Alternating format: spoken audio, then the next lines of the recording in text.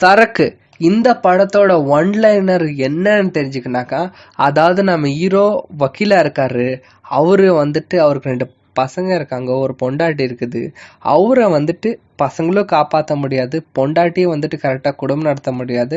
அவர் வந்து குடிச்சு சீரழிறாரு. இந்த டைம்ல அவருக்கு ஒரு ஐடியா கிடைக்குது, ஏன் நம்ம குடிகாரத்த சங்கர் லீடர் ஆகக்கூடாது.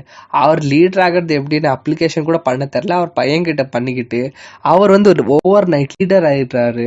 அந்த லீடர் ஆனதும் ஒரு லேடியை சேர்த்துக்கிறாரு.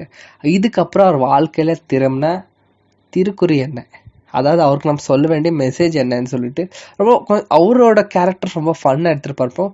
அதாவது அவரோட பொண்டாட்டியோட கேரக்டர் ரொம்ப சீரியஸாக எடுத்துகிட்டு பார்ப்பாங்க. ஏன்னா மதுவை நம்ம ஒழிக்கணும். நம்ம தமிழ்நாட்டில் மதுனால தான் நிறைய செத்து போகிறாங்க.